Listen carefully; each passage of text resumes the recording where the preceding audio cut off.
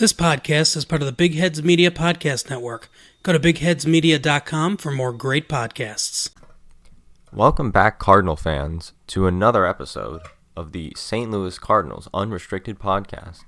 This is your host, Christian May-Suzuki, and today we're asking ourselves the question, does this team need a trade? I think the bench depth demonstrated last night, where you had Lane Thomas, Matt Carpenter, Rondon, and Kinsner on the bench, is just unacceptable. And quite frankly, there needs to probably be some changes made, or something needs to be done, whether or not it's those guys improving somehow or some sort of depth needs to be added, because having a slate of 114, 152, 200 barely, and a 215 batting average is coming off the bench just doesn't quite cut it. Now, I did mention that there was a possibility that you would need a trade last week for minor league injuries or for outfielder injuries in particular. And we may be seeing that in the form of Harrison Bader.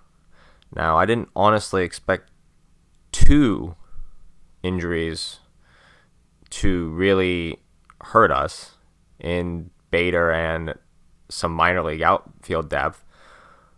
But at the end of the day, we could only afford to lose one outfielder, it seems, because Justin Williams, while he hit a home run last night, hasn't quite shown that he can cut it.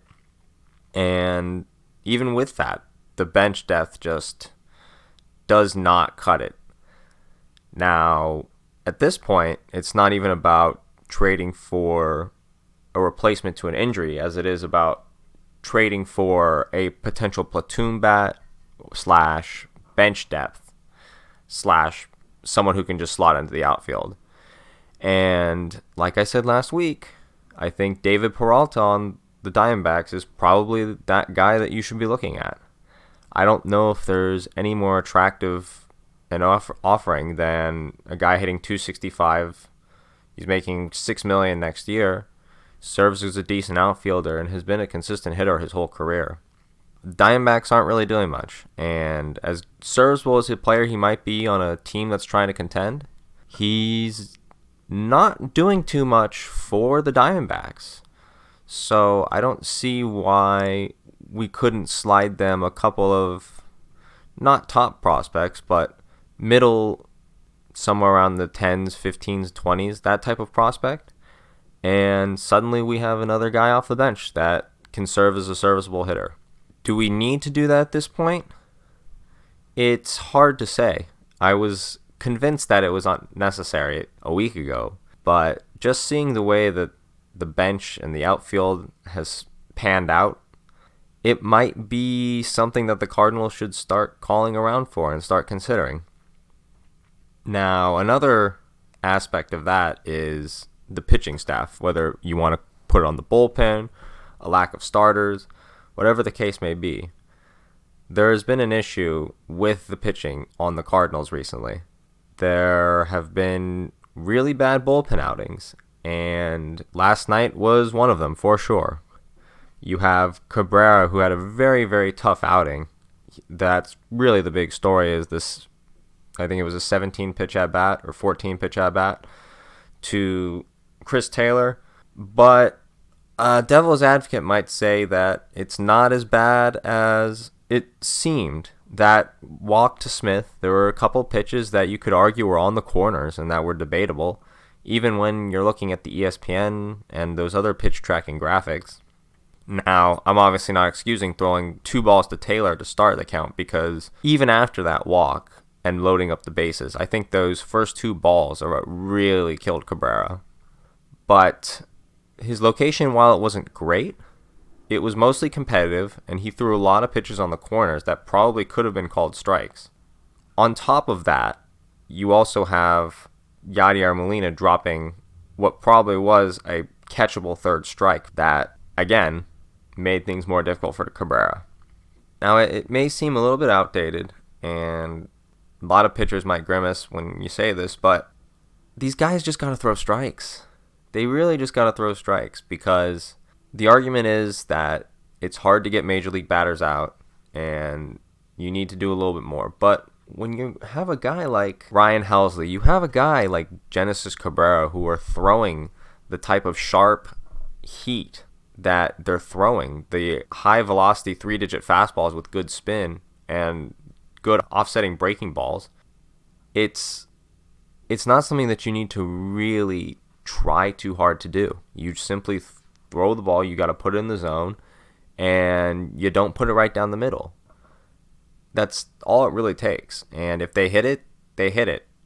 That's unfortunate, but a lot of the times they're not, because your stuff is good enough to get away with that.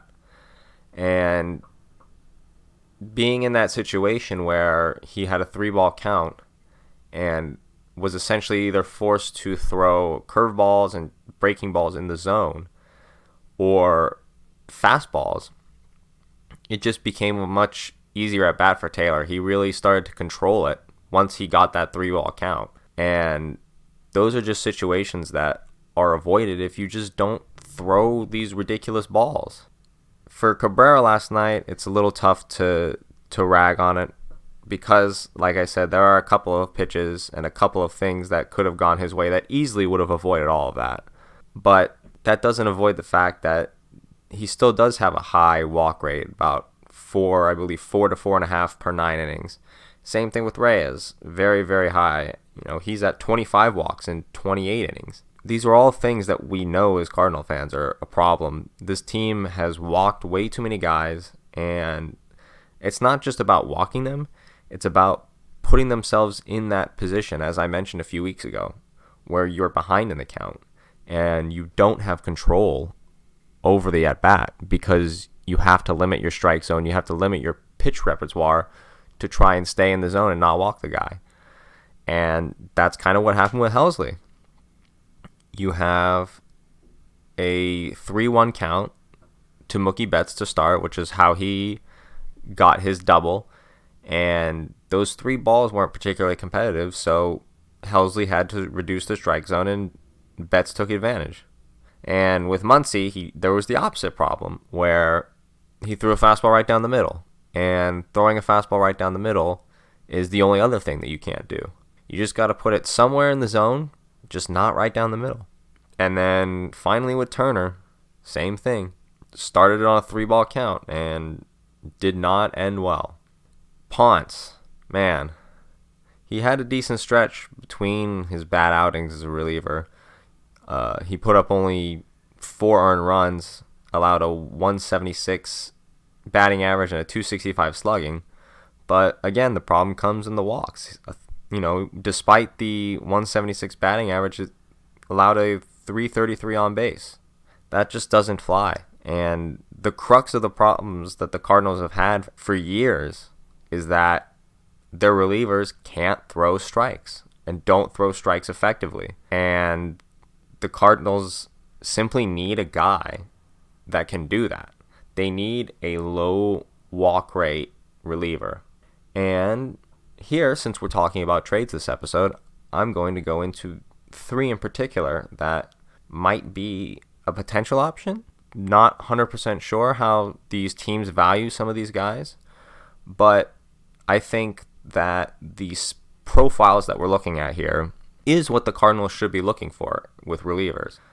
The first guy I'm going to talk about is a Mets lefty, Aaron Loup. I'm not quite sure how feasible this is again, but as he's played this year and as he's served over the last 10 years or so, he's been a pretty good lefty.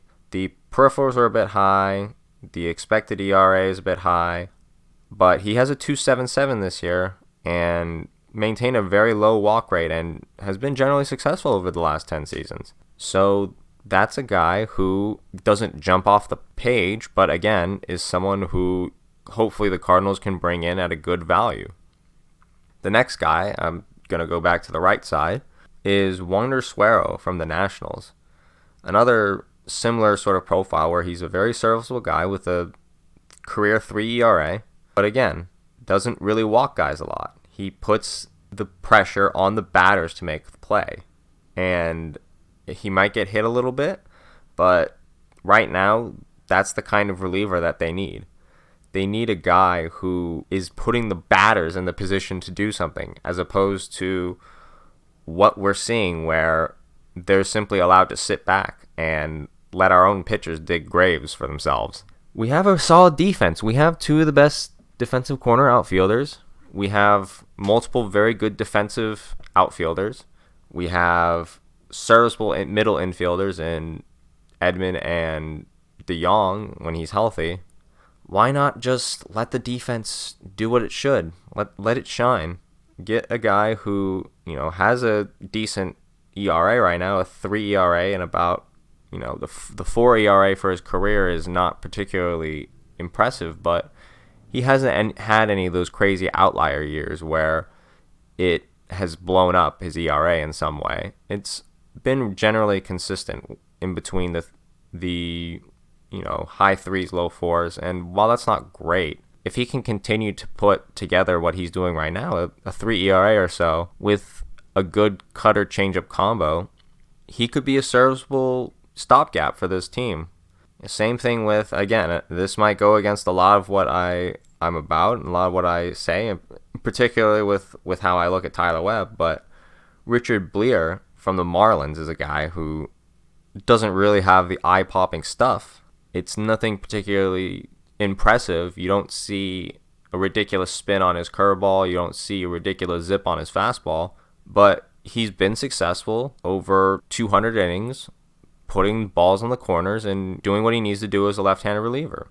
He's not a guy like Tyler Webb where it's a combination of low break, low velocity, and mediocre control. This is a guy who generally is able to put the ball on the corners and on the black, and is able to be successful doing so, even with a lower velocity. We've seen what can happen, obviously, when that doesn't quite work out, and when he's not as precise. Dylan Carlson actually raked a home run off him a few weeks ago. But a 3.03 career ERA in 210 innings, and some general outliers on his peripherals this year, makes me feel like he's going to be a serviceable pitcher, especially in a park like the Cardinals Park, like Busch Stadium, as opposed to the Marlins Park, Orioles Park. Those are both not the greatest parks to be pitching in. And you go from that to one of the best, then you might have some pretty decent success. Now, for the other end, there's another option that you could do where you could trade for a starter and move John Gant, who has been a ticking time bomb with the walks as a starter, back into the bullpen where he's really thrived. Now, this might seem counterintuitive to everything I've been saying, where we need to reduce the walk rate in the bullpen, but at the end of the day, Gant has been one of those weird outliers where, in spite of all the walks, he's been successful. And he hasn't even been particularly poor with inherited runners either.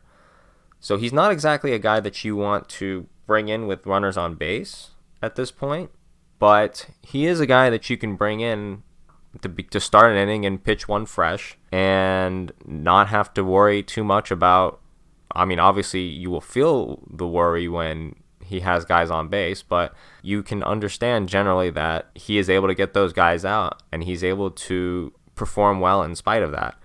Whereas these other guys, the Cabreras and the Reyes, etc. of the world, have not exactly proven that. They've done it over a very short period this year, but if those guys are to fall off at any point, then this bullpen, as it stands, is pretty doomed. So to have one more guy that is a more consistent contributor, despite the amount of walks he gives up, that is something that you should really look for.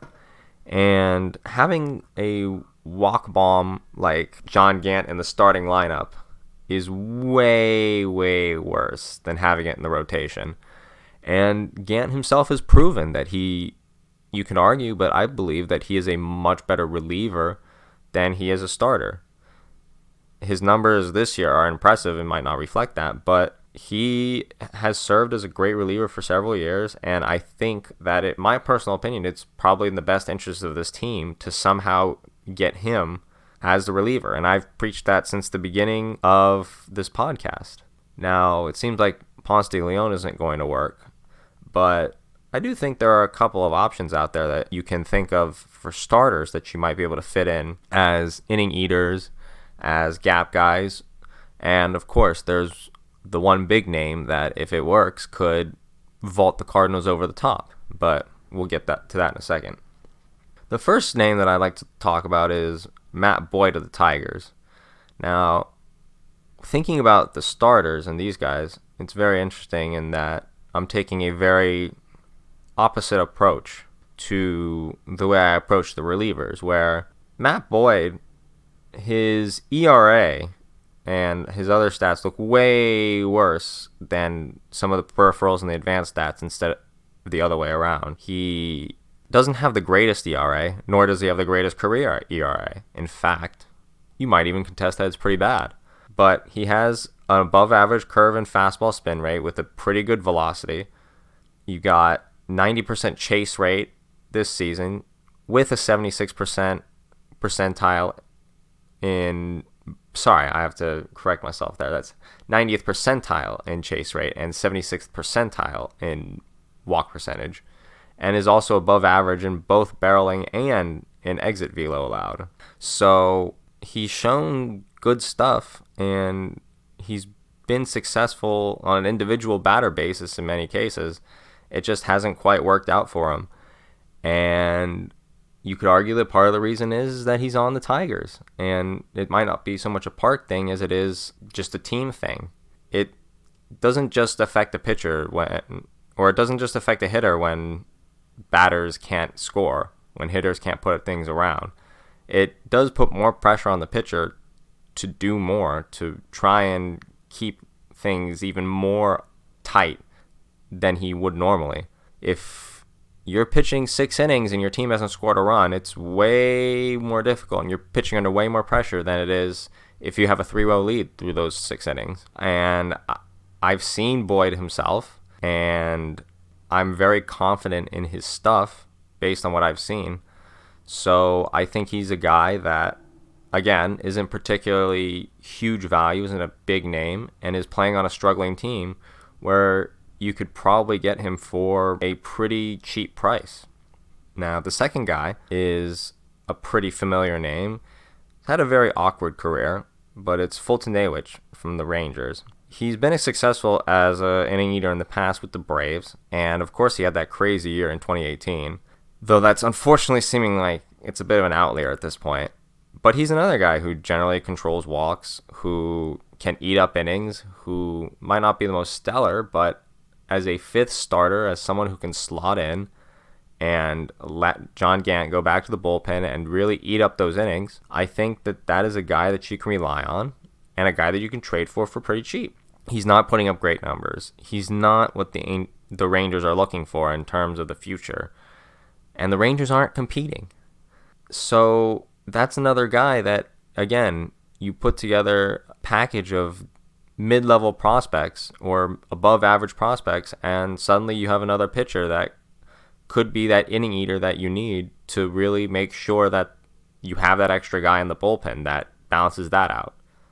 Finally, a guy who could, I guess, serve as both, but I would probably see as more of a starter, is on those very Braves, Sean Newcomb. He is a former first-rounder, and he's got good stuff. He has got a very, very strong fastball. He's got one of the better spin rates on his curveballs, got good peripherals, good exit velo allowed, and everything. It's just he's been a reliever in the past couple of years, and he was a solid starter in 2019, and then they made him a reliever, and he was awful.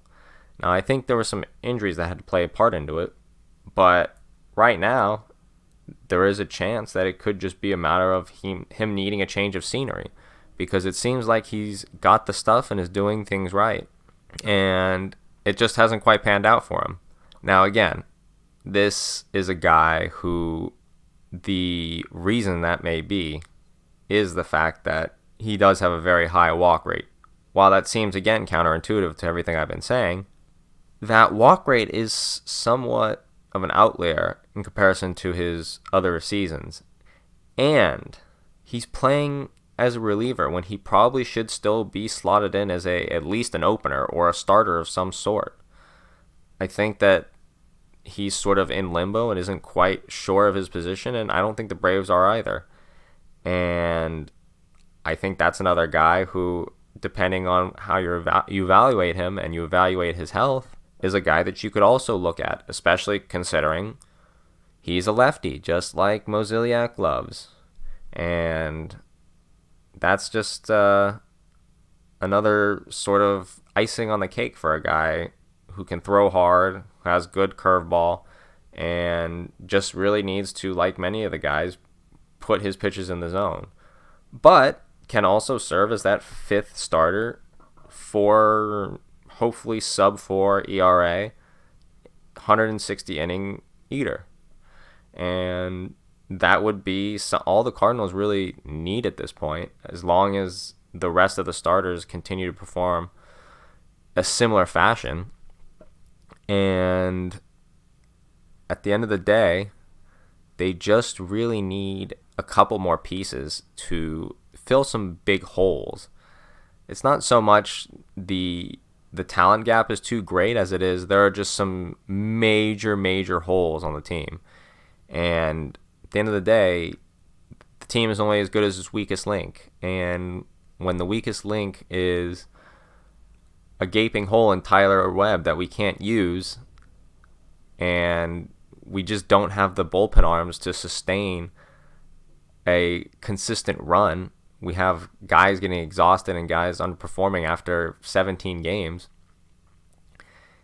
You gotta think about doing something. You gotta think about finding a way to put some extra arms in there to get some stress off of the top performers, the guys in the Gallegos and the Reyes and even the Cabrera, who all have pitched a pretty significant amount of innings. I believe Cabrera and Gallegos in particular are at about the top 5 to top 10 in innings pitched for relievers. So those are things that are all concerning. And part of the reason is because they're lacking a body, both in the starting rotation and in the bullpen, or I guess, where it's just making things difficult for the rest of the team. And it's sort of a domino effect. With one domino knocking down, one injury, sort of one issue sort of causes everything to fall forward. And that's kind of what we're seeing. Now, the Cardinals are continuing to sustain some decent success, which is good. But again, the question is the way they're playing right now, is this team really a team that we can see being the best in the National League? Is this a team that we can see making a run in the playoffs when things get down and when you're playing against the real good teams? Right now, it does not seem like they're playing up to their record. And until yesterday, they were in first in the Central and did not seem like they were playing at that level. Now, you have a guy like Tyler O'Neill, who is obviously playing at that level, but as a team, it just doesn't seem like they're quite have it put together yet. And I think a big part of the problem there is Paul Goldschmidt. He's had a decent May, but sitting in the 3 spot over the last week, he's 4 of 24, which is not great, but with 5 walks and a double and 5 runs. The walks are very, very optimistic in that part of my issue with him is the fact that he hasn't been seeing the ball very well, and his walks and strikeouts are both way beyond what they should be. And that was a sign of decline. It really is. The slowness of the mind, or the dulling of the mind's sharpness, is a sign of decline and goes beyond that physical aspect. So it's just tough. And to see that he's also not hitting great, the 4 of 24, it's obviously a short span, but it makes it more difficult to rely on him consistently if he's going to only have these spurts of a few weeks where he shows a shell of the player that he once was. And then you also have to deal with this Paul Goldschmidt in the 3 spot for over half the season. And that's just not going to work out. If that's going to happen, then A, we need to put Nolan Arenado in the 3 spot and Goldschmidt in the 4 spot, because we're just wasting time here. We know if that's just going to be the case, then we know for sure that Nolan Arenado is the guy who needs to be the 3 hitter and needs to be at the top, and wasting him protecting Paul Goldschmidt instead of protecting Dylan Carlson, who's shown to be so far this season a lot better of a hitter and a lot more of an upside to him than Paul Goldschmidt has. It just seemed counterproductive. And even bringing in the at-bats argument into the play. Now, you don't want to use that as your only argument, but in this scenario, we're talking about multiple factors, including this one, that sort of lead you to believe that it's the better idea to put Arenado in front and to put Arenado in the 3 spot in order to get those at-bats and in order to protect Carlson, and because Goldschmidt should be farther back. So with that being said, with Goldschmidt struggling, the Cardinals are still in a mode where they probably want to win now. And the one big name that I mentioned at the beginning that is a win now name is Max Scherzer. There have been rumors that Max Scherzer could want to come to St. Louis. He did initially when he's a free agent and was rebuffed by Mo. God knows why. And he's a St. Louis kid.